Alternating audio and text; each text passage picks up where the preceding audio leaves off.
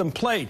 But the big story to me has always been, as all of us, and I think Nicole really touched on it there, the assumption of the critics of the president, of his pursuers, you might say, is that somewhere along the line in the last year, the president had something to do with colluding with the Russians, something to do with the helping hand, encouraging them, feeding their desire to affect the election in some way. Some role they played, some conversation he had with Michael Flynn or Paul Manafort or somewhere.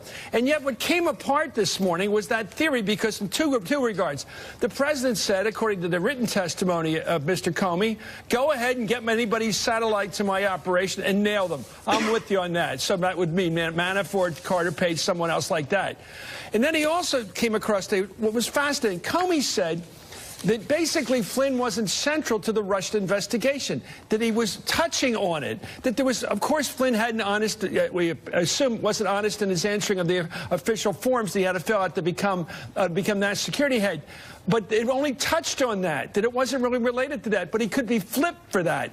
But in other words, they could flip him because they had him caught on something he dishonestly answered, but he wasn't central, it seemed, to the Russian thing. And I've always assumed what Trump was afraid of, he had said something to Flynn, and Flynn could be flipped on that, and Flynn would testify against the president that he had had some conversation with Flynn in terms of dealing with the Russians affirmatively. And if that's not the case, where's the there? If it isn't Manafort because he wants to throw him under the bus, and Flynn wasn't central to the investigation, where is the concern that Trump has that has put him on defense for all these months? That's my question coming out of the morning hearing.